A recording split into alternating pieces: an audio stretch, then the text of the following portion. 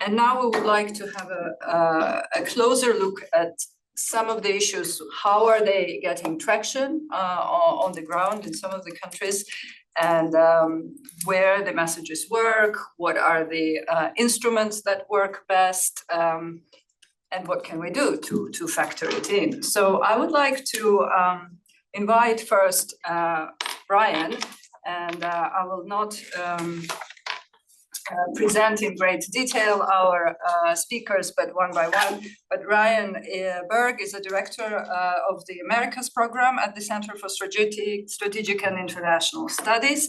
And so he knows all about Latin America. We started talking about it, Ryan, in the first panel. And we see clearly that Russia is trying to sort of diversify its approach to Latin America. It's trying to move a little bit beyond traditional sort of client states, which is Cuba, Venezuela, Nicaragua, is reaching out to Brazil, the kind of middle powers there. It's interesting how successful Russia is in that sense. And also, is Russia's approach to Latin America is sort of widening? Because before it was mainly seen to be as a response or a deterrence to the US meddling in what Russia considered to be its own sphere of influence. Then I will invite my colleague, who's here live, and you won't have a problem, Kshitij Bajpai, Senior Research Fellow at Chatham House. And I would like you to talk about India, which is obviously a very important country. I saw somewhere the quote from Prime Minister Modi. I think it was in the Global South Summit. And he says, we, the Global South, have the largest stakes in the future. As the 8-decade-old model of global governance slowly changes, we should try to shape the emerging order. And I think this was an interesting quote because first, India says we Global South, so it positions itself clearly as part of it, unlike Russia and China. And there is a great deal of optimism, and I think I've heard that from many Indian speakers about the future and about the role. And also this perception that things are changing, and India wants to shape it. And where does this fall in relations with Russia, competition, complementarity with regards to Global South? And for Russia, relations with India are very important.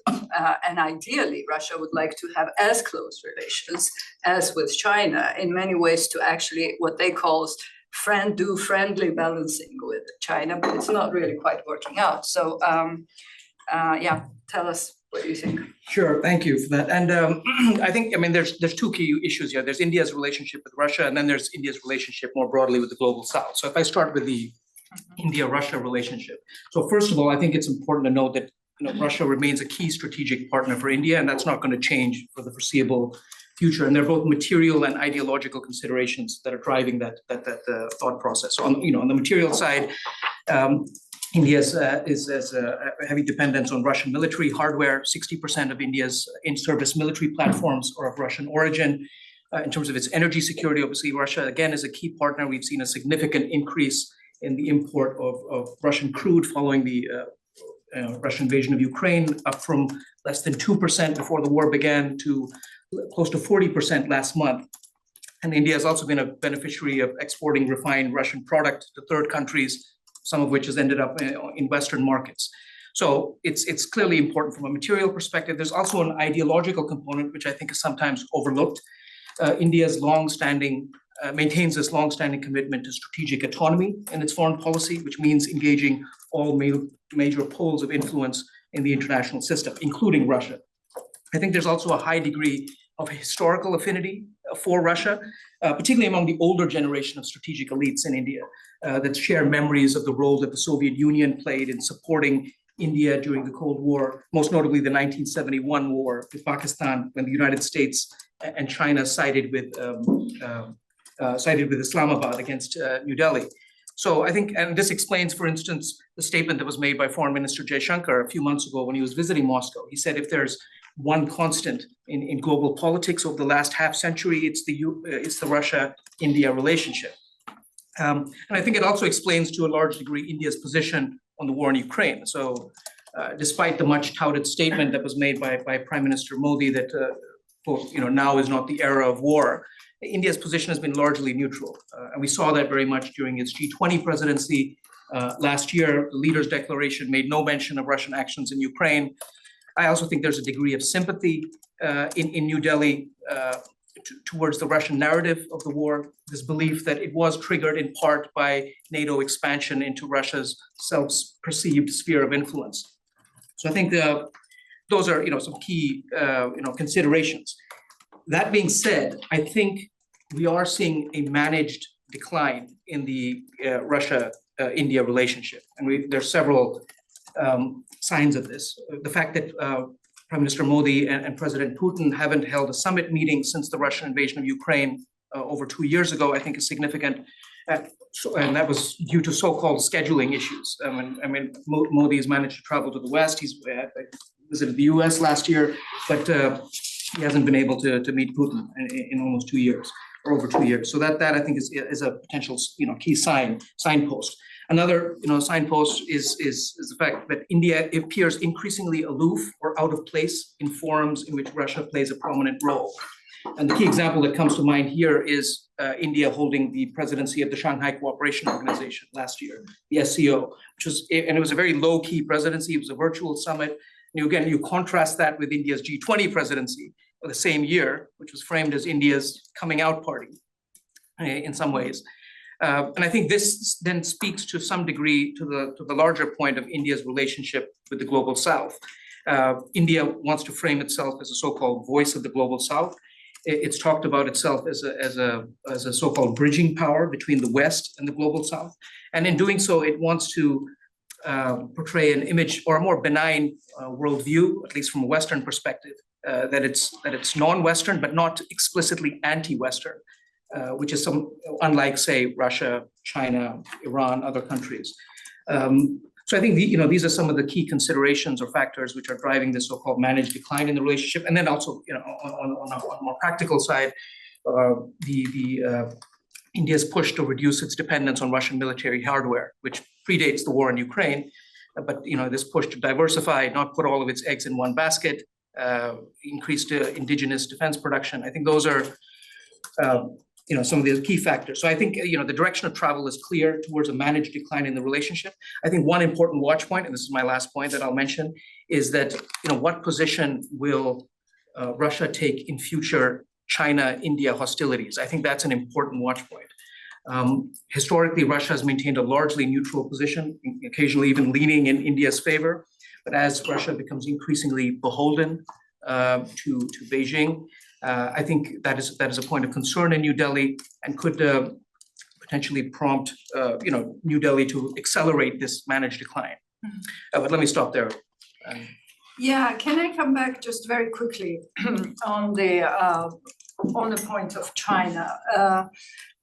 Russia, as I said, would ideally see the kind of triangle in Eurasia, and that goes back to old Primakov, the foreign minister of the 90s, doctrine of Russia, China, India triangle, where Russia maintains a distance and is kind of balancing one for or against the other.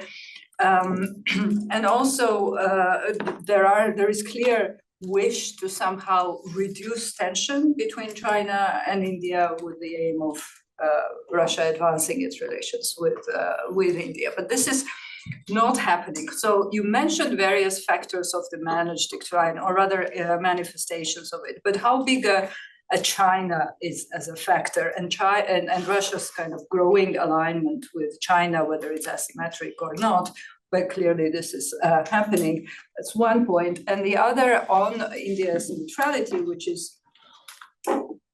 it has been quite careful to frame it as neutrality, but at the same time, India's trade with Russia increased considerably, right?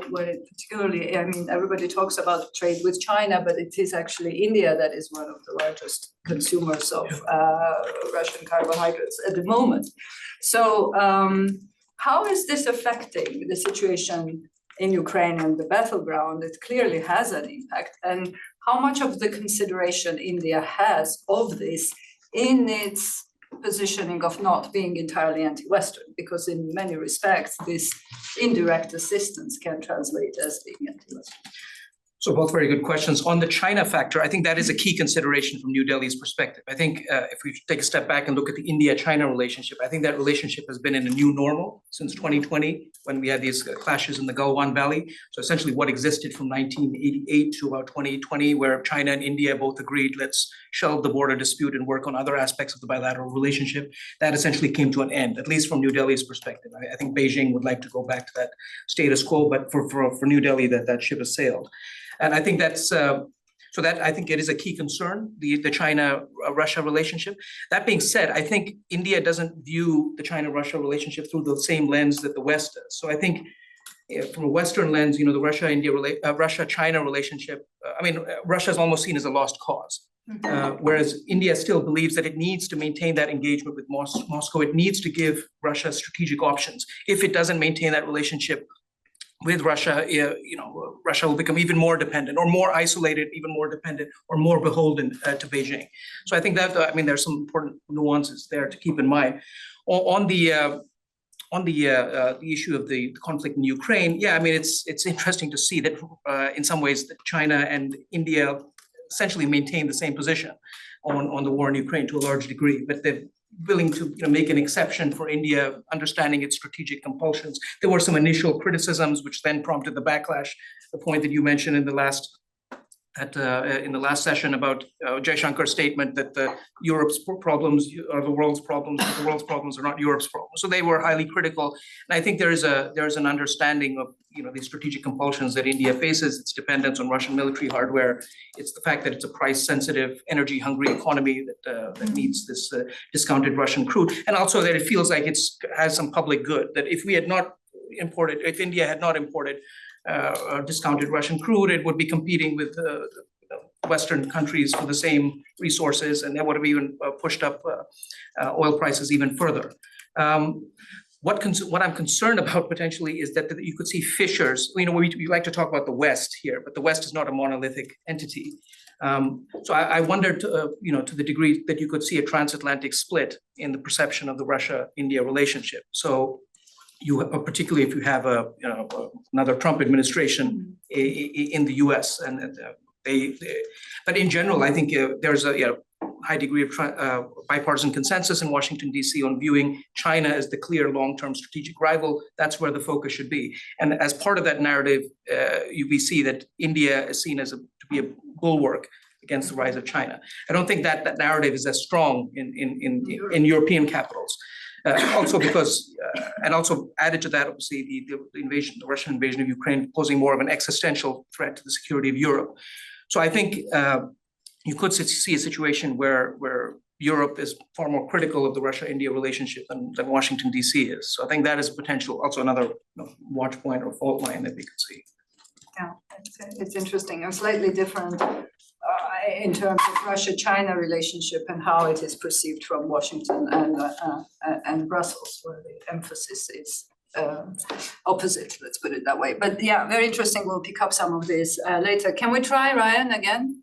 So good. It's all good. Oh, excellent. Can you all hear me? Yours. Yeah. Yes. Yep. Wonderful. Thank you so much. Good morning, DC time. Good afternoon, London time. Thanks, Natalie and Chris, for inviting me to this esteemed panel.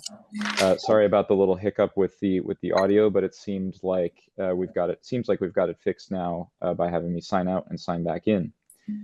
So I want to make 4 points in my intervention here on Russia in Latin America. The first is the overall strategy and where Latin America fits within Russia's grand strategy. And I think you hit on this a little bit, Natalie, and then I think there's an expansion point to be made on that. I think Russia still sees Latin America as a theater in which it can push back on the United States for some of what it views as encroachments in Eastern Europe and in some of the Caucasus areas.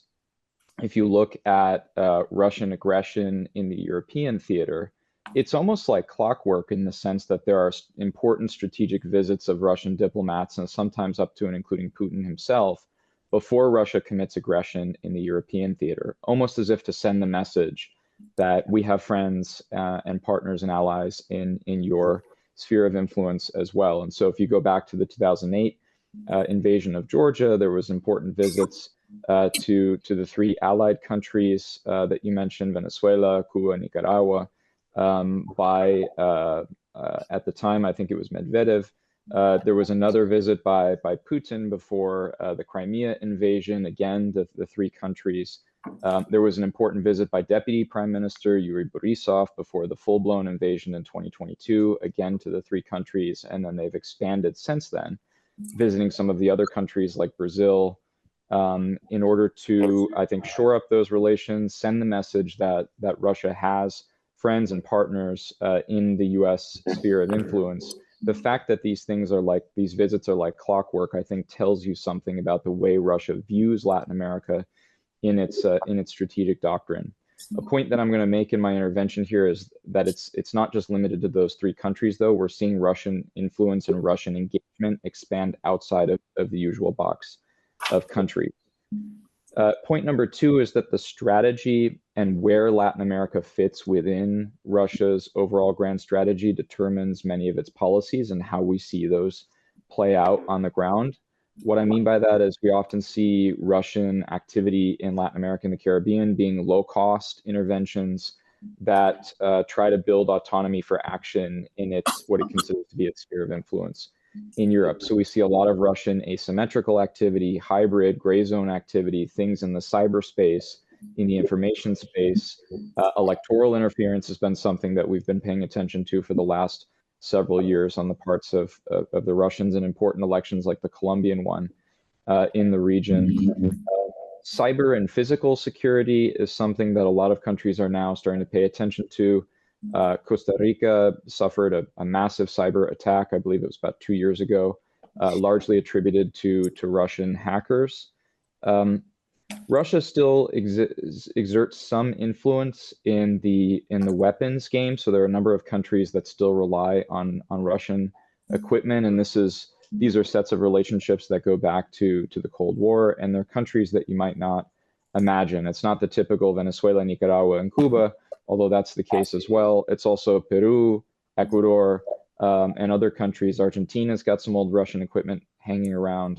And so Russia is able to exert some residual influence there through some of these long-term contracts for maintenance on some of these items. I think that there's a rather limited economic engagement with the region, given the size of Russia's economy and where some of its interests are. But I'll get to that in my last point. And then the last thing that we're seeing in the region in terms of how some of this engagement plays out is actually pretty significant participation of Russian transnational criminal organizations in some of the illicit activities that we see coming out of the region. We don't have any smoking gun cases where we can see state-directed activity, but I think plenty have commented on reasons for believing that there's some kind of state overlap with some of these transnational criminal organizations that operate in Russia and in Russia's sphere of influence. And that's both on the cyber side and on the non-cyber side. Third point is, what are the main aims of some of these strategies? How do we see them playing out, or how do we see them manifesting? I think in just about every statement that we see from a Russian visit to the region, there's this sort of anti-imperial rhetoric that is placed into the diplomatic communiques, heavy focus on protection of sovereignty. No country ever seems to push back and suggest that Russia itself is violating sovereignty with its full-blown invasion of Ukraine. Those statements just seem to be able to hang in a lot of the diplomatic language and communiques without any kind of challenge by countries in the region. We see a lot of security narratives in Russian activity in the region, a focus on stability in a lot of the narrative. Russia's policy is to focus on stability in Latin America and the Caribbean, whereas the US is juxtaposed as a country that's only in favor of overturning quote unquote elected governments. And Russia has even started to use the narrative of the US exporting color revolutions to Latin America and the Caribbean as well. So making an explicit Eastern European and in many ways Ukrainian reference and Georgian reference with some of its relations with Latin American countries. Russia has been very keen to ensure that countries in the region support the non-alignment foreign policy doctrine. Some countries in the region have called it active non-alignment to try to make it look distinct from the traditional non-aligned movement. Some have just called it neutrality. It's gone by a number of different names, but I think this is especially poignant now, of course, because if you permit me to make the metaphor of the geopolitical chessboard, which of course is used too frequently, but Latin America is a country that's largely comprised of democracies. At least 32 of the countries in the region are still democracies of the 35 countries in the region. And if you are able to take off the table, so to speak, 32 countries, democracies that in theory could care about the fate of democracy in other parts of the world, active non-alignment, neutrality, whatever the name is that it goes by, is actually quite a useful strategy for Russia in the sense that it can limit the amount of damage that's done to it in votes in certain multilateral bodies and so on, if it can keep countries away from voting in favor of some of these resolutions, even if they just abstain, if they vote absent, even better if they vote against from the Russian point of view. So all of those foreign policy doctrines, in whatever way they're described, they actually benefit Russia, and I think part of Russia's strategy is to keep Latin America largely on the geopolitical sidelines, especially at this current moment with its full-blown invasion of Ukraine. There's also been a big narrative about support for quote-unquote democratizing international relations, bringing greater support for more voices in the multilateral system, support for multipolarity. That's always been very strong in Russian rhetoric in its diplomatic engagement with the region and a lot of the communiques. And countries in the region are starting to see Russia as an indispensable power in favor of that. So it's from the Brazilian perspective, for example, it's not in Brazil's interest to see Russia weakened after its war in Ukraine, because Russia is supposed to be one of the poles that helps Brazil supposedly be less influenced by the United States. And then the last point that I want to make in terms of how we see these things manifest is that Russia very much pitches itself as a member of the Global South to Latin America and the Caribbean. Russia is an example not just of a country that's useful as a pole that helps it feel less influenced by the United States, but identifying itself as a member of the Global South, obviously most prominently as a member of the BRICS, and that I think features a lot in much of the engagement. And the fourth and final point that I want to make is that there is limited economic engagement, as I've mentioned already, and there's not as much ability for the Russians to wield economic tools as blunt instruments the same way that, say, the Chinese might be able to do in Latin America and the Caribbean. But the few examples that we do have from the context of its war in Ukraine have actually been incredibly effective. And so what little trade, what little exchange that Russia has with the region has proven to be incredibly useful for it to be able to turn the screws and get countries that decide to go out on a limb to support the Ukrainian cause to withdraw from that and to go back into a position of non-alignment. And I'll give two examples. With Argentina and Brazil, basically keeping them on the sidelines by controlling a lot of the nitrates for fertilizers. Argentina and Brazil are obviously very clearly major agricultural producer countries. It's very important that trade in the precursors or the nitrates for fertilizers not be cut off. And then more recently, we saw a case of new Ecuadorian President Daniel Noboa wanting to donate a couple pieces of equipment, a couple of helicopters, a couple of heavy artillery pieces of equipment to Ukraine in exchange for some US equipment that would help him in his fight against drug cartels in Ecuador. And Russia happens to be one of the biggest buyers of Ecuador's bananas. Bananas happen to be the largest export out of Ecuador. And so it just happened to align with the fact that one of the few areas of really significant commerce between Russia and Ecuador provided Russia a very significant geopolitical tool to be able to tighten those screws and say, you know what, we found phytosanitary issues with some of your bananas, and we can no longer accept those bananas, which are valued at close to $1 billion of export per year. Within a week, Ecuador had retracted its offer to make this swap with the United States for new weapons and to send some of its old Russian equipment to Ukraine. So I think it is notable that even though there is limited economic engagement, obviously owing to the size of Russia's economy and also the distance between Russia and the region, even in those limited cases where Russia has used or wielded economic tools as instruments, they've been incredibly effective, especially in the context of the war in Ukraine. So thanks very much. Thanks a lot. It's very interesting, and you picked up quite a lot of the points that we were discussing in the previous panel on this nature of multipolarity, the kind of the way Russia is pitching it, is trying to sell it to countries in the global south, the ideology, anti-imperialism, protection of sovereignty, etc. There are several things that I would like to point out that you didn't mention, and while it tends to dominate the kind of discussion of Russia and global south. And one is, of course, the information operations, right? The Sputniks and RT Español, which have this great reach. And I've just learned from Olga the term narrative laundering, right? The way they kind of circulate the messages and then it goes to the main channels. How effective is it? And it's also very interesting for me to understand, the neutrality, fine, but there are also studies that suggest that actually in Latin America, in many countries, there is quite a strong pro-Ukrainian sentiment among the public. And it's interesting to hear your views about it. How much of it is there despite the propaganda, or the Russian propaganda is actually having a real influence and an impact on public opinion as opposed to official positioning? And finally, the point on multilateralism and the importance of BRICS, particularly for Brazil, because this is the kind of building alternative multilateralism is important for Russia, and how is it seen in Latin America?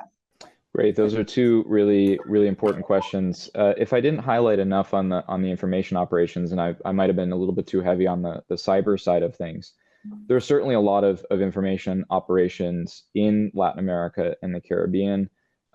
It's often remarked, or the point is often made that RT and Español, Sputnik, some of these have more subscribers and more followers on social media than many of the mainstream outlets in those countries themselves. So there are major information operations going on.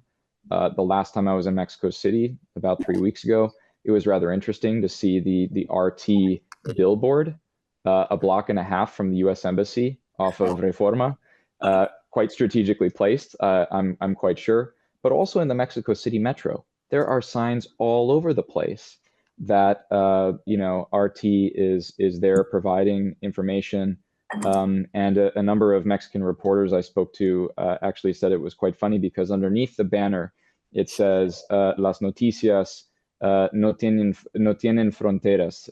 News doesn't have borders, and many of the journalists that I spoke to also made a sort of quip, ni tampoco tienen verdad, is that they also don't have truth to them. So quite interesting to hear that comment. But I think beyond Mexico, it's pretty interesting to see. You can go to Argentina under the past government. You can flip on a TV, basic cable TV package, and RT is part of the cable TV package because the administration of Fernandez Kirchner made that available to Argentina as part of the basic package. So it's certainly there, and in many countries, some of these handles have more followers than some of the mainstream news outlets, which is quite interesting. And I see that the information operations tend to go in conjunction with some of the economic tools. For example, when Ecuador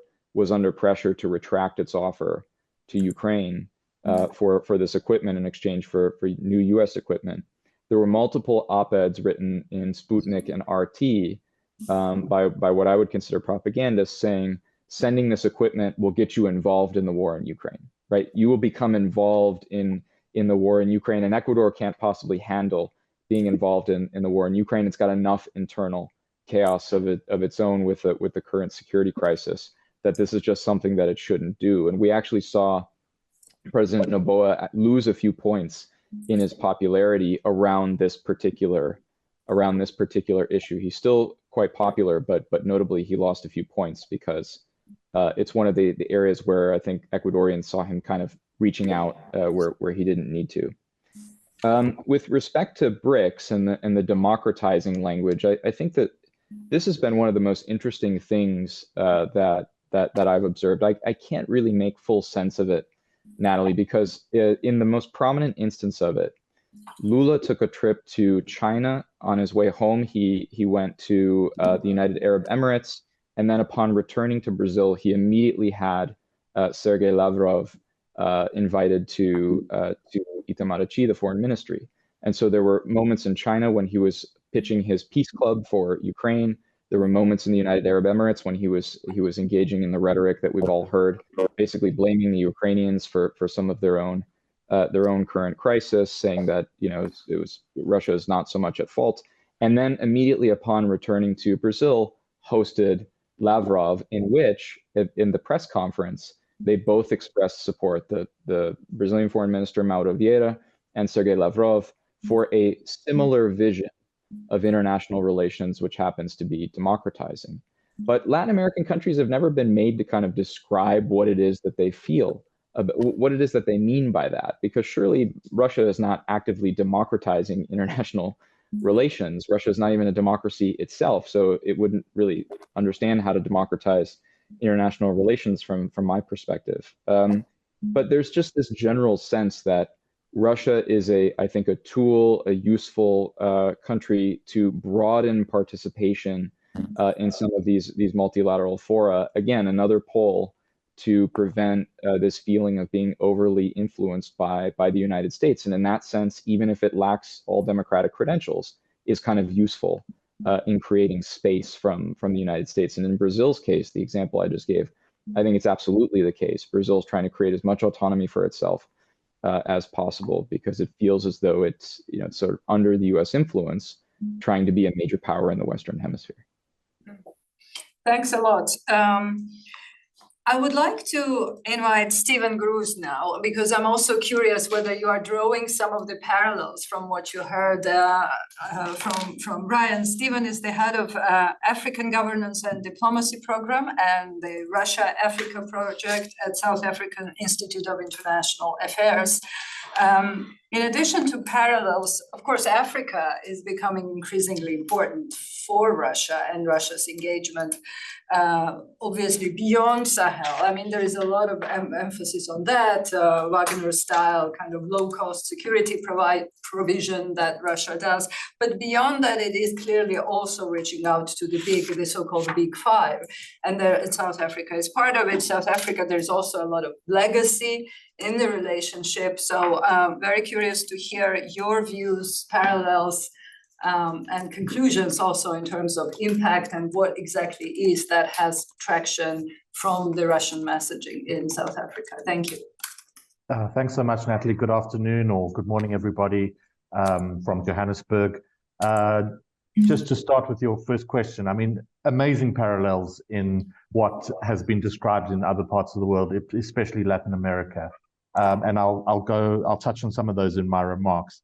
I mean, I'll always preface these things by reminding everybody that Africa is not a country, that it's a diverse continent, but we can find some patterns and some commonalities between the way things are working on different levels. And I think one big parallel with Latin America is that after there were conflicts in Russia's so-called near abroad, Georgia in 2008, Ukraine in 2014 and Ukraine again in 2022, we definitely saw an increase in Russia courting countries in Africa for markets, for diplomatic support, and so forth, in a way that was happened more so than would normally be the course of events. So as Russia has become more isolated by Western sanctions and being blocked out of Western opportunities, it has definitely looked south.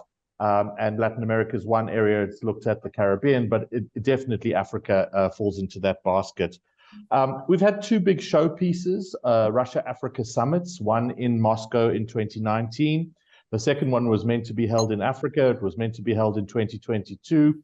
But my information is that Egypt and Ethiopia couldn't agree on which of the other ones would host it, including some of the rivalry that they have over the Nile River and what happens to that, and a big dam that Ethiopia has built over the Nile. Anyway, it was held in St. Petersburg in 2023. Many critics felt that not much had been done between the first one and the second one.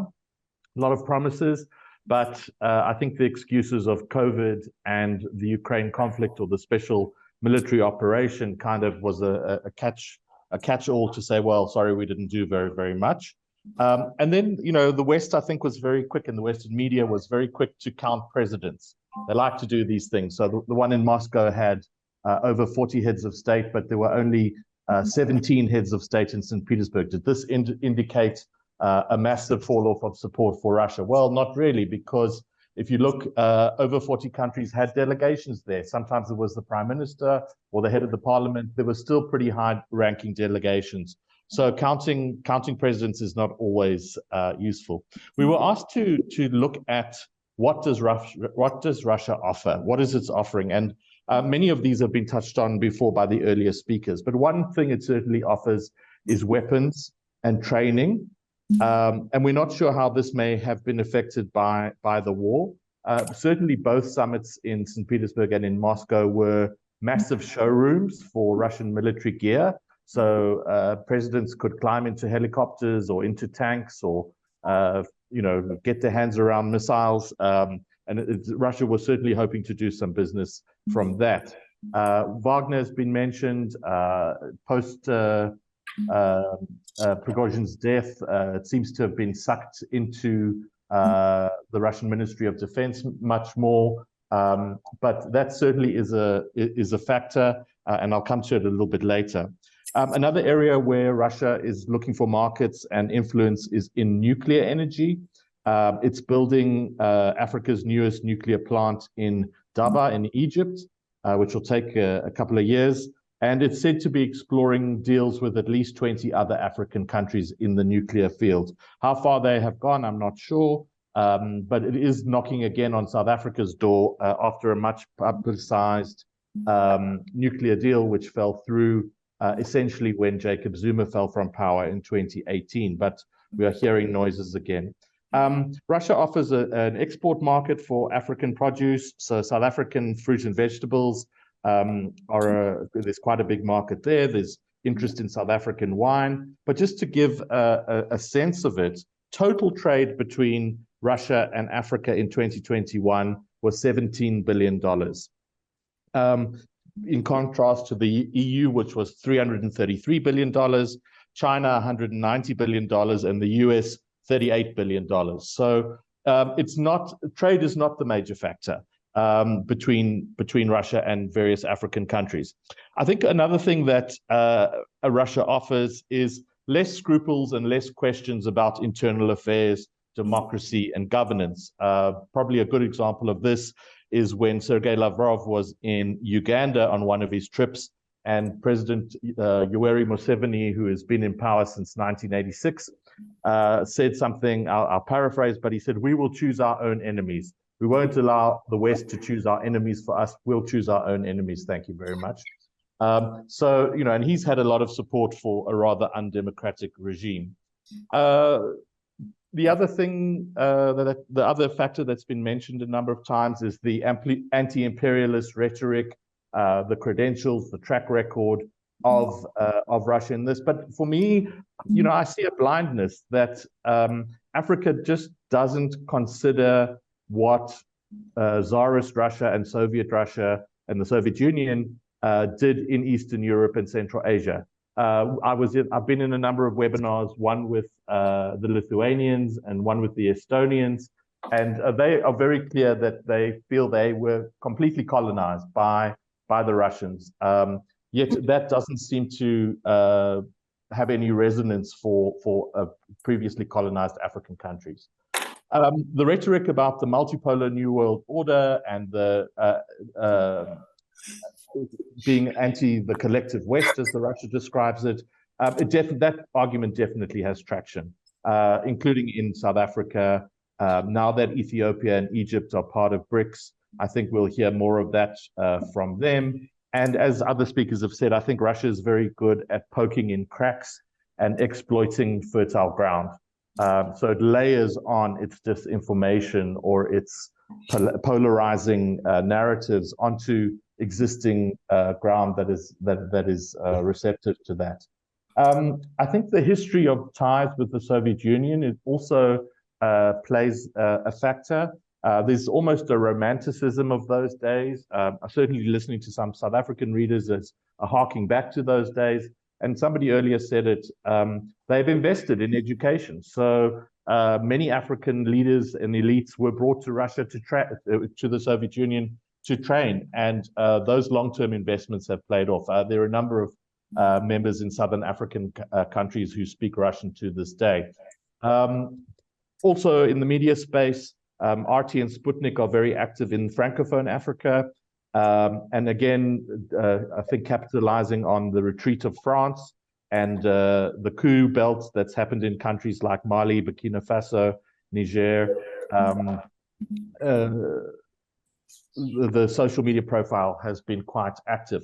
What's an interesting little aside, building on what Ryan said about RT in Latin America. In Africa, it's a bit of a different situation, and it's faced a big setback because very soon after the invasion in 2022, the big South African cable provider, MultiChoice, satellite TV, DSTV is the brand, had its link cut because of European sanctions on Russia. So where you were getting RT in Africa, certainly in Anglophone Africa, that feed was completely cut, and there was quite a lot of questioning about media freedom and whether this was the right thing to do. RT opened a small office in Sandton. I believe it's not operational, or it's been making 1-hour documentaries that are shown on the internet. But to this day, RT is not available on the satellite bundles in many African countries. Just quickly, a couple of points to end on. African countries are definitely trying to balance relations, and they don't want to be forced to choose one side or the other, and that's not always easy. South Africa is a good example of that. Whereas it claims neutrality, it's abstained on all of the UN resolutions on Russia's invasion, but it does military exercises with Russia and China over the anniversary of the invasion in 2023. And Lavrov has been given a hero's welcome when he was here for the BRICS summit. Very popular, very good chemistry between him and our foreign minister.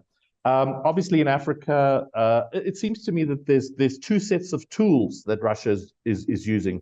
One is in the very unstable countries in turmoil, like Central African Republic, Mali, Burkina Faso, Niger, where we see the private military companies and increasingly the state.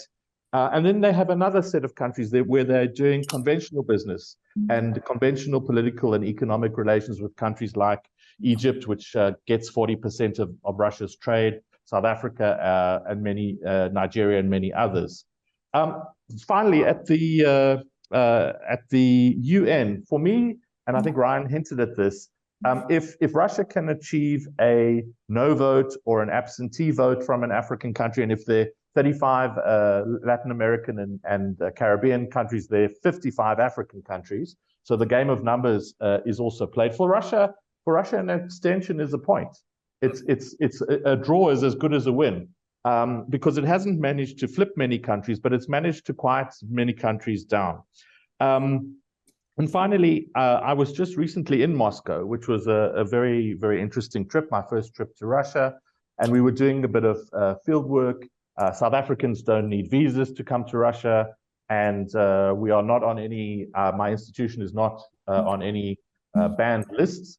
So it was very interesting to talk to policymakers. My comment would be, I don't think sanctions are working, are hitting the man in the street very much.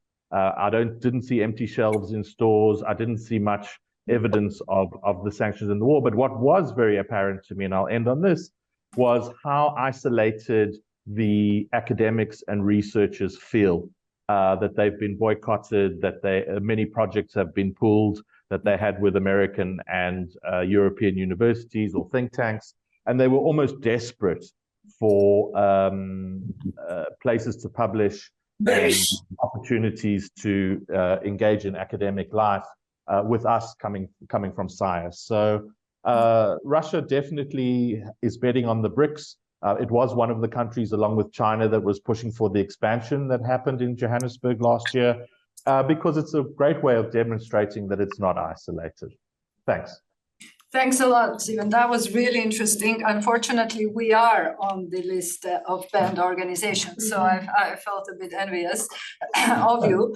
There will be a lot of questions, but I want to move on to Hamid, our final speaker, Hamid Reza Azizi, visiting fellow for Africa and Middle East Division, German Institute of International and Security Affairs. Hamid, very good to have you. You are welcome to comment on anything you've heard with relation to Africa. We've touched upon in the previous panel about the impact of Gaza and how Russia has quite masterfully used Gaza to sort of rally many countries in the global south against the West and Ukraine, and undermine further support and solidarity for Ukraine by appealing to the sort of the global standard, the double standards. And from your perspective, particularly interesting is, of course, relations with Iran. We hear more and more Russia, China, Iran, North Korea as the kind of new axis of the sanctioned or the new axis of upheaval, how they're together in different directions, sort of pushing back the Western-dominated order. And that is very much the objective of Russia as well, one of the biggest objectives in many ways when it comes to Russia's engagement with the global south. So great to hear your thoughts. Thank you. Thank you very much. Hello, everyone. Many thanks to Chatham House for the invitation. It's a great pleasure. I really enjoyed listening to the presentations by esteemed colleagues. So yeah, of course, I mean, there's a lot being said these days, especially since the start of the war in Ukraine and since the Iranian drones started to appear on the front lines about the emerging alliance between Iran and Russia. So a lot about the practical aspects of the relationship. So I was thinking maybe it would be beneficial, especially given the title of the panel, on the perceptions, to basically focus on the Iranian perception of Russia, or better to say Iranian government perception, because I can get into the details of the differences basically between the public opinion and the government in Iran towards Russia. But anyway, I will focus on how the wars in Ukraine and then in Gaza have impacted basically the Iranian perception of Russia and brought Tehran and Moscow closer in terms of narratives, and as a result, of course, a closer cooperation. So at a practical level, these two wars and the developments they have caused have transformed the relationship from being fundamentally transactional to moving towards some sort of strategic partnership. So that was interesting, as I heard in the previous panel, the same arguments about North Korea. So it very much applies to the case of Iran-Russia relations as well, being beyond, going beyond transactional, the relationship. So there are, of course, still significant obstacles on this path. For example, the future of Russia's balancing act in the Middle East, especially on both sides of the Persian Gulf. But in any case, as far as Iran is concerned, there's quite a few political and geopolitical considerations that influenced Tehran's approach to relations with emerging non-Western powers, especially with Russia in this case. So basically, my argument is that as far as the narratives and perceptions are concerned, the shift in Tehran's approach and perceptions toward Moscow goes beyond merely bilateral relations and can be understood in the broader context of the Iranian perception of what they see as transition in global politics, which is a kind of very favorite theme in the kind of political discourse in Iran, also in academia. So here, the importance of Russia's war in Ukraine and the ongoing war in Gaza, especially in terms of Russia's reactions to it or Russia's stance on it, becomes evident. So I specifically focus on evolving Iranian perception of the international order and the role of Russia. As we know, the Islamic Republic since its inception actually has defined opposition to the US and the US-led international order as a primary feature of its foreign policy. So in that sense, already since 1979, Iran has been seen as a revisionist state that tries to target the interests of the United States, especially as far as Middle East is concerned, Washington's allies in the Middle East, particularly Israel, in the past also Arab states of the Persian Gulf. Now, as we know, the relationships are improving. But anyway, in recent years, and within that same kind of revisionist context, senior Iranian officials, including and especially the Supreme Leader Ayatollah Khamenei, have increasingly spoken about the decline of America's global role, or the US decline overall. And they emphasize that a shift in the international system toward a non-Western order is inevitable. According to this interpretation, the ongoing transition in international politics allows revisionist powers such as China and Russia to increase their international influence and challenge the US. And this situation actually allows fellow revisionist powers at the regional scale, like Iran itself, and of course, particularly Iran itself in this case, allows them to assume a more assertive role and expand their sphere of influence. So here, the issue of war in Ukraine becomes very important because from this perspective, the war in Ukraine and the variety of international reactions to it, many of it discussed already in this conference, are seen as a clear sign that the unipolar order has already come to an end. The unipolar order led by the US, of course. So specifically speaking, the Iranian leaders watch with interest how Washington is unable to convince its traditional allies in the Middle East, and of course in the other regions, except maybe in Europe, and not the whole of Europe, of course, to put diplomatic and economic pressure on Russia. And they consider it as a proof of the decline of US leadership role on the global stage. So according to this narrative, since the transition in world politics has begun already and reached an irreversible point with the war in Ukraine, now is the time for Iran to develop ties with rising powers on bilateral and multilateral levels. So here, and in this context, the 25-year strategic partnership agreement with China, for example, which was signed a few years ago, the full membership in the Shanghai Cooperation Organization and in BRICS, which happened more recently, and military support for Moscow in the Ukraine war are all part of a single strategy to take advantage of the emerging international order. So it is kind of framed within the framework of, within the context of Iran's new look to the East policy, but this is a kind of more proactive version of look to the East compared to the previous administration. So here, the importance of the war in Ukraine. But what all these calculations on the Iranian side mean, actually? It means that as the war in Ukraine prolongs and signs of division and differing opinions within the Western camp, actually, regarding support for Ukraine become more apparent, policymakers and strategists in Iran are increasingly convinced, so this is an ongoing process of the perceptions being shaped. They are increasingly convinced that their assessment was correct and that investing in developing relations with Russia has been actually worthwhile. And at the same time, as relations between Russia and the West reach an irreversible point, Tehran becomes more satisfied with this choice. Why? Because a serious concern that has existed for years on the Iranian side, and you can still hear this kind of mentioned occasionally, especially by the so-called moderate and reformist camp in the Iranian politics, has been that Russia has traditionally used Iran as a lever or bargaining chip in its relations to the West and extract concessions from Western parties.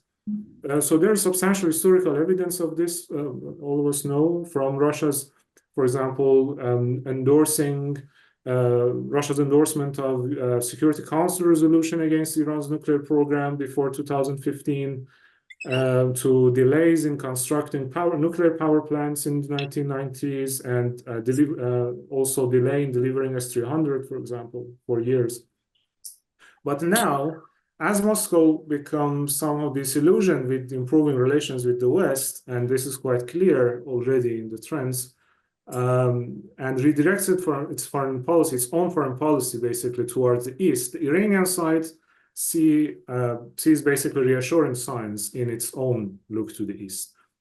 So in that sense, the Iranian leaders see that for the first time, Russia is eagerly pursuing transit projects like North-South Transport Corridor, financial collaboration to circumvent sanctions, and things like that.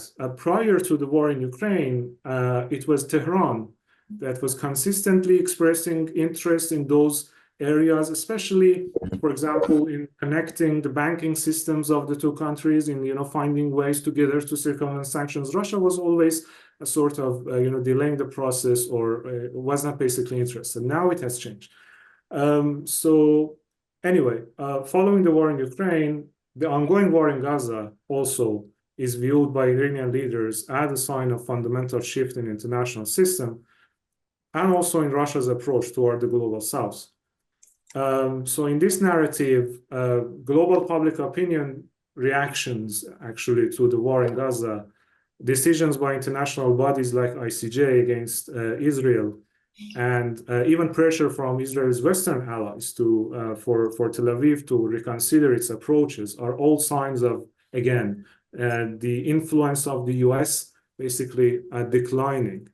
And here we can see kind of a growing convergence of narratives between Iran and Russia. The issue of double standards, for example, is very much highlighted in the official media and also in the statements of the Iranian officials, in the way that, different ways that the West is handling the wars in Ukraine and in Gaza. And they also see this as a decline of the normative system that underpins the liberal international order. And again, as part of this convergence of narratives, and not necessarily something that they have adopted from Russia, but this is a convergence, I would say, Iranian leaders also see an opportunity to reject Western values and emphasize the normative pluralism and multilateralism, with the difference that this time they see themselves having serious partners in this path, especially Russia and China. So there's four specific elements, and this is the final point I want to make.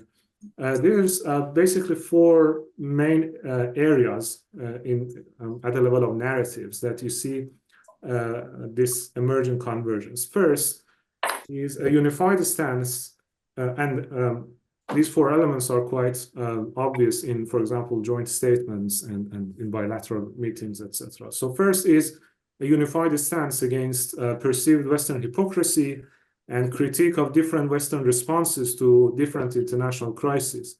Second is emphasis on multipolarity and counterbalancing Western influence. The third one is calling for establishment of alternative platforms or multilateral structures for solving international crises. For example, the way that the Astana formats, of course, Turkey part of it also, being perceived and depicted by Iran and Russia is quite important, and at least the attempts by Iran and Russia to turn it into some sort of a format to be used for ending the war in Gaza, or at least a platform for the three parties to express a unified stance on Gaza. And the fourth one is joint opposition to external interventions in different regions, in this case, of course, particularly the Middle East. So this convergence, I think, is very important beyond the practical level and as a kind of conceptual infrastructure, kind of cementing that partnership. So again, This is one of the fundamental reasons the wars and the way that they are shaping the narrative, the perceptions on the Iranian side. This is one of the reasons that I mentioned in the first part of my presentation, that the relationship is going beyond transactional. So I would end here, and I'm happy to answer. Thank you, Hamid. It was really interesting to see how Iran has leveraged the situation, the repercussions of the war in Ukraine far beyond Ukraine, and also the kind of shifting balance of power in the relationship between Russia and Iran. As you know, Iran used to be more of a client and dependent, and perceptions of Russia using it as a lever, and now it's turning a little bit the other way around. We don't have much time left, so I would like to open for questions. I can see James is already eager, and I will collect them. Yes, go ahead, James. Always eager, thanks. James, Chatham House. I'm sitting next to Ben Bland, actually, and he's the director of the Asia Pacific program for about 18 months since he arrived here. 2 years, I don't know. He's been saying it would be good to get knowledge of the region to other continents. And I think one thing that strikes me from all four very excellent presentations is the lack of knowledge about Russia itself. That's certainly what I found when I was in South Africa with your team recently, Stephen, that they're very happy to talk about other parts of the world, and I fully sympathize with the need to do that, but there's certainly the real absence of knowledge about Russia and all that it entails, and even more so about Ukraine, of course, which is regarded, you know, as a, frankly, no offense intended, Volodymyr, but as an entity, as an annoying little country, and so the absence of that kind of any substantial knowledge is what strikes me across the regions we're talking about today. Just actually, I've got a question for Stephen, actually. One outlier in Africa, it seems to me, was Kenya, in terms of the fact that the UN ambassador, Kenya's ambassador to the UN, spoke out about it and said it was Russia's war was a colonialist war. How did that just fall on deaf ears, or how did that? What's Kenya's position now? Yeah, what happened there? We come back to you, Stephen, but yeah. Yeah, I'm Ian Bond from the Centre for European Reform. So one thing that struck me was I can see perfectly well why slightly dubious governments like what Russia brings. You know, no questions asked, violence if you want it, money laundering, you know, lots of good things if you are a dubious regime. What I'm less clear on is what the kind of the people's perception in those places is. I mean, we saw lots of people in Niger turning out waving Russian flags, but is there any kind of concept of what Russia will bring and how limited Russia's resources are by comparison with the amounts of money, for example, that the EU has traditionally invested in these areas? And if people don't understand how little Russia brings to the table, is there something that the West can do to kind of make that clearer? Thank you, Jan. Yulia. Yulia, Chatham House, Russian Eurasia Program. I wanted to follow up maybe on, I think it was Stephen's point about counting presidents. And I think today is a kind of good day to follow up on that, because today there was an annual parade in Moscow to mark the Victory Day, and these parades have huge political, symbolic, and just like a sacred meaning for Russian authorities, and especially in the last 2 years since the beginning of Russia's full-scale invasion of Ukraine. And everyone is just traditionally paying a lot of attention to which countries' leaders come to Moscow for this event. And like in 2022, no one came. In 2023, there were leaders of Belarus, Armenia, and Central Asian countries. Today, we've seen leaders of Central Asia and Belarus, no Armenia, but there were also leaders of Laos, Guinea-Bissau, and Cuba.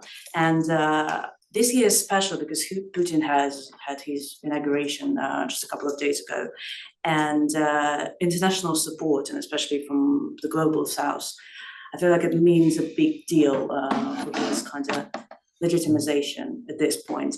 But not a single leader of, let's say, like BRICS countries came close to today. So my question is, like, what does it tell us? And is there any particular signal that the global South sends to Kremlin and international community by this kind of no-show move this year? Thank you. Yes, go ahead. Yeah, hi. And that will be the first round. Yeah, Ben Bland, I run the Asia program here, as James said. Just a very quick perspective from Southeast Asia, which obviously you can't cover every part of the world, but I think it's quite important because it does answer some of these questions. I mean, the thing that strikes me in Southeast Asia, apart from Singapore, which is not really a developing country and has sanctioned Russia, Russia is just seen as a normal power. It gets to Ian's question. It's just a normal major power with the UN Security Council. See nuclear weapons. It has an economic offer, especially on energy, maybe on weapons for some others. But I think by people and by governments, it's just a country like everyone else. And I think for non-aligned countries in Southeast Asia, and probably it seems echoed elsewhere, they just don't divide countries into evil and good like we tend to do. And I think that there's a mindset challenge we have to overcome. I think the other thing that's interesting is, while people are talking about Russia as a balancing force against the US in Middle East and Africa and Latin America, I think for much of Asia, South Asia, as well as India, it's actually balancing force against China as well. So it's not just about the US, but actually Russia is seen as some sort of alternative, even despite the no limits partnership, which people can see. I think they still see in the end, Russia will do what Russia wants, and there's utility in that. So I think there's a couple of points I wanted to make that, partly tally with what other people are seeing in other parts of the world, and maybe slightly different as well in some respects. Thank you, Ben. And since you didn't really have a question, I add one to Hamid. You alluded in the beginning that there might be some differences in terms how the regime perceives Russia and the public, and particularly the war in Ukraine. So I'm curious if you could elaborate on that. And also in terms of satisfaction of the Iranian government with a partnership with Russia. It is definitely developing, but there are also some critical noises that say, well, maybe there hasn't been enough in terms of technological transfers, perhaps, as Iran was expected. Yeah, if you could comment on that. Thank you. Maybe perhaps you start, and then Ryan and Stephen, and then yeah, sure. Thank you. As I said, there's a big difference in how Russia is perceived among the public and in the government. And I can actually answer both parts of your question in a single framework, because there's two things we need to take into account when we speak about Iranian perception, not the Iranian government perception of Russia. So first of all, the important thing is the difference within the political spectrum between, as I briefly mentioned, the so-called moderate and reformist camp and the conservative hardline camp. Because if we go back, for example, to the previous administration under Rouhani, there was a totally different approach. What Rouhani was pursuing was some sort of a balancing, through, for example, efforts like JCPOA, and at the same time, not abandoning or even improving developing relationship with Russia and China, some sort of a balancing. There is traditionally, big deal of criticism you can see among the reformists of the role of Russia. For example, when it comes to Syria, every time there's an Israeli attack, you see a lot of criticism in the reformist media of why Russia is silent, why S-300s of Russia, which are stationed in Syria, are not active, and what type of alliance or partnership is this if Russia is not supporting us against Israel. So this sort of narrative exists, and this is exactly what you mentioned, but we need to consider that these voices actually opposing the close partnership with Russia are mostly from as I said, moderate and reformist camp, which are considerably sidelined in the current political scene in Iran, especially since the latest presidential election that brought to power President Ebrahim Raisi. So now, I mean, of course, there are internal divisions between, the hardliners themselves, but what there is consensus on is this kind of proactive vision towards look to the east, as I mentioned. So that's very important. And in that sense, what I want to say is that, those criticisms at the level of politicians and political figures is not going to impact the overall direction of the government. And when it comes to the public, of course, the mistrust toward Russia is quite deep historically.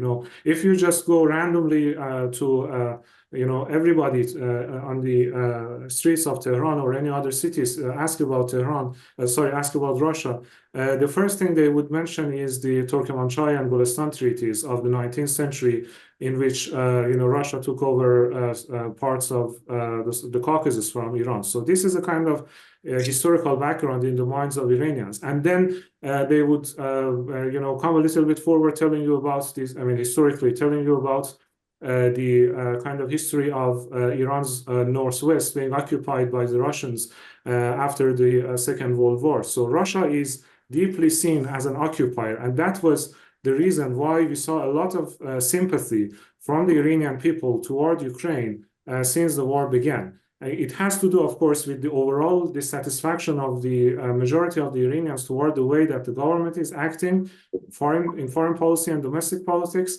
and basically not buying the arguments of the government in whatever matter it might be. But in the specific case of Russia, this perception of Russia being an imperialist power ready to act against Iranian interests wherever they can is quite deep, and this is a big contrast. But Russia is quite happy that the hardline faction has strengthened its power. I could see signs of concern on the Russian side when the protest was ongoing in Iran about the future trajectory. But I think that for now, at least, the Russians are quite, confident that the Iranian government is in control of things, and that was my final point. That's why, unlike in Africa, for example, or Latin America, there's no systematic attempts by Russia to influence public opinion because they know that it's not going to work. There's no Sputnik Persian. There's just a small website. There's no RT Persian. Nothing. It's just a state-to-state relationship. Thank you. Thank you, Ryan, and then Stephen. And please keep it shortish because we're okay. Thanks. It's an excellent set of questions. I'll just try to touch on a couple of them.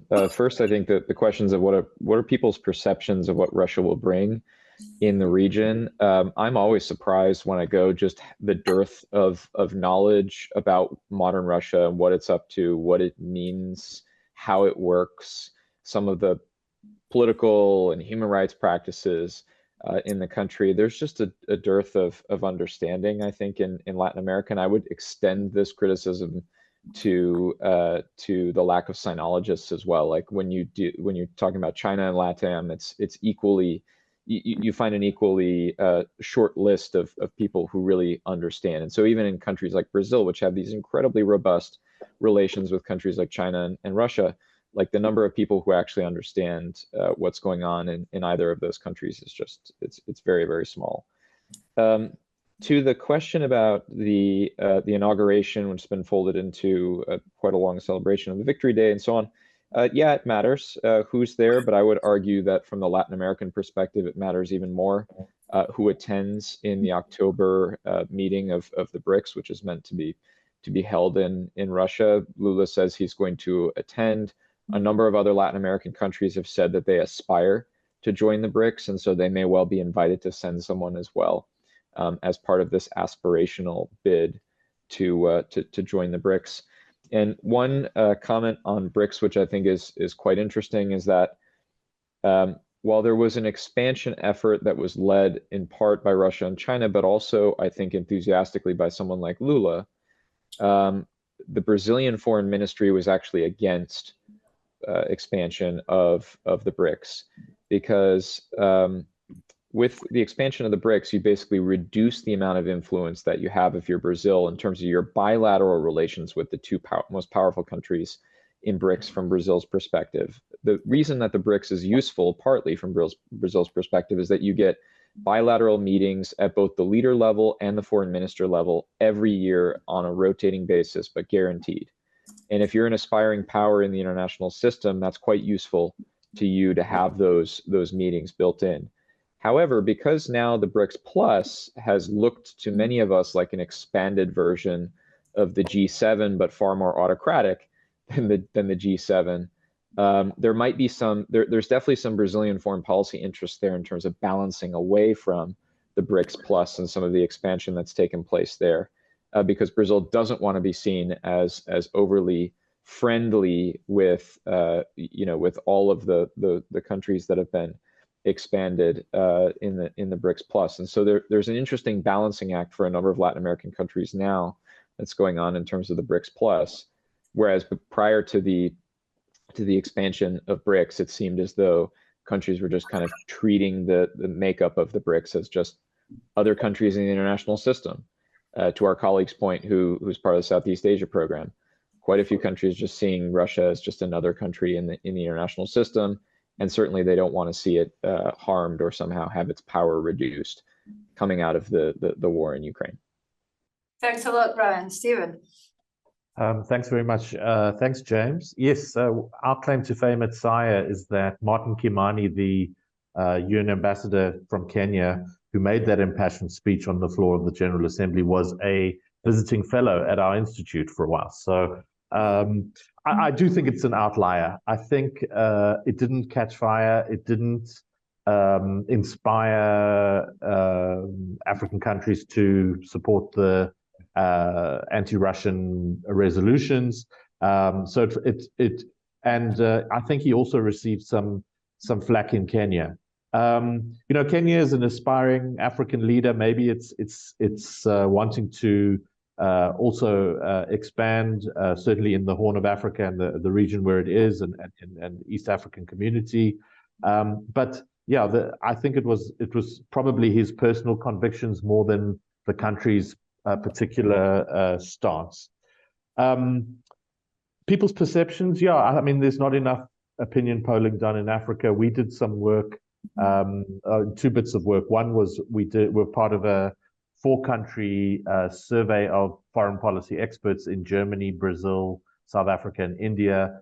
And one of the questions was, do you approve of the way that your country is dealing with the Russia-Ukraine? And there was about 60% from the South African experts saying they disagreed with how the government was handling the Russia-Ukraine conflict.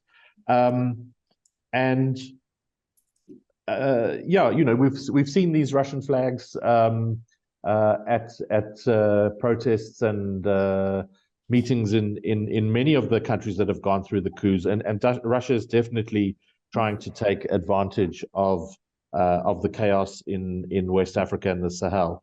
I think on just finally on there being no BRICS leaders there, I think that's quite significant, but I wouldn't read too much into it. I don't know if they were invited and didn't go, or if they just weren't invited. I'm not sure. So yeah, interesting. In that, I agree with Ryan. Let's see what happens in October with the BRICS summit in Kazan. I'm sure Cyril Ramaphosa is definitely going to go, if he is still president after the 29th of May. Thanks a lot, Stephen. Last word is yours, Kshitij. Please respond to the questions. And also, I would like you to consider the previous panel's main question, what should the West do? And I'm particularly curious to hear what you think India wants the West to do. Yeah, so very quickly, so on this issue of the public perception or public opinion of Russia, I think that in India, as I alluded to in my remarks, that there is a generational divide. So among younger people, they want to study in the West, they want to trade with the West, they want to do business with the West. But among the older generation, there's still this fondness for Russia and then the erstwhile Soviet Union. It supported, provided both strategically, geopolitically, but also in terms of its defense, in terms of its nuclear program. So I think that exists. Interesting, there was a Pew survey that I think was done a few years ago, which showed that in India, that President Biden was as popular as President Putin. So this is not just something that exists at the level of the strategic elites. I think that in part reflects the point that Ben made earlier, that in Asia, the relationship with Russia is often seen as, through the broader prism of the relationship with China. So I think that's one key consideration. The other is, I think, there's a similar worldview to a degree, this concept of spheres of influence, which seems very outdated here, but it still exists in large parts of the global South, including in India. India views South Asia as its exclusive sphere of influence. So there's, again, that degree of sympathy that exists for the Russian narrative regarding the war in Ukraine. On your question on what the West could do in response, I think you kind of covered this to a degree, that making multilateralism work better. Despite the slowdown in the Chinese economy, the slowdown in its outbound investments, it's about 2016, China remains really very much the only game in town in large parts of the global South, China and Russia. So I think there's a need to counter that narrative. There've been a plethora of initiatives, from the EU's Global Gateway, the US Partnership for Global Infrastructure Investment. Before that, it was the Build Back Better World. Before that, it was the Blue Dot Network. And these things, they've not really gained traction. I think there's been an attempt of bringing India into the story, about engaging India and trying to offer a more, again, benign sort of leadership of the global South, but India, at this point can't match China in terms of its economic heft. This I think was a prominent narrative during India's presidency of the G20, where we saw it being, talking about the voice of the global South, facilitating the entry of the African Union into the G20. But aside from a few areas such as digital public infrastructure, I don't think India can yet match what, say, China is providing. But I think that's the key point, is that offering a or making multilateralism work. Stephen, Ryan, and Hamid, 1 minute each for your reflections on what the West should do to. Well, the big thing I think Russia's challenge. I think often African countries feel that they're not respected and as equals, and that they are talked down to by the West. So I think there's some bridge building that could be done there, and actually listening to what the South has to say. I think that would go a long way towards understanding countries' positions, and maybe providing answers to what Russia seems to be offering. Thank you. Thank you, Ryan.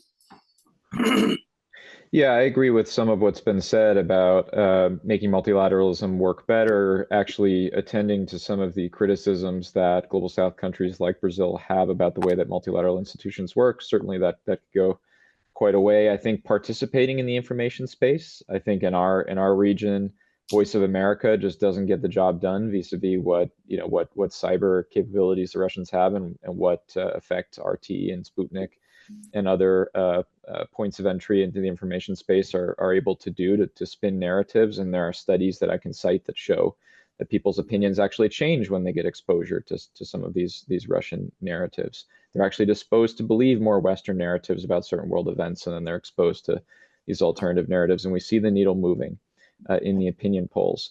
And then the last thing I would point out is it's not just that we need to offer an alternative, as has been mentioned already, but I think we need to help to insulate some of the vulnerable democracies in the region. I think both China and Russia are really good at sort of poking and prodding around the edges, finding a weak spot, and then either digging in or co-opting an elite or co-opting a set of elites or a party, whatever it might be. I think there needs to be a broad bucket of categories that we put into the insulation category. So just kind of doing all the work that we do to try to insulate weak and unconsolidated democracies from the way in which both Russia and China kind of prod and then dig in.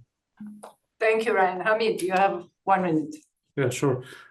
So, I mean, the main difference in the case of Iran, of course, is that in this case, both parties are kind of seen as challenges for the US. So influencing one party to, contain the challenge of the other is not going to work in this case. But, one of the more practical things that can be done, as I mentioned, the wars, in these two specific wars, Ukraine and Gaza, have contributed to this convergence of narrative and then the partnership. So attempts to end the war in Gaza in the sense that, in the way that would, have a kind of positive contribution from the West, not from the Russia and China, that would be at least impactful in slowing down the pace of the partnership. And second final point would be basically to consider how efforts at the regional level, efforts at further isolating Iran would contribute to its growing partnership with Russia.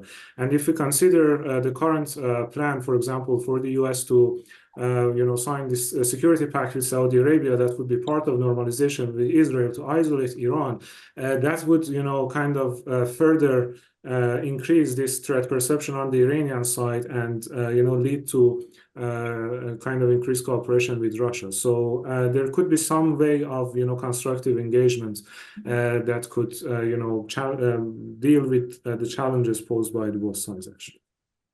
Thank you very much. Thank you all for great presentations, very interesting panel. And I think one final takeaway from me is that there seems to be, listening to your perception, that there is a shift going on. There is some kind of a transition happening in the global politics. Whether it's real or not, at the end of the day, it doesn't matter that much, as long as it is perceived as such and enough states act on that perception, which seems to be the case. But once more, thank you.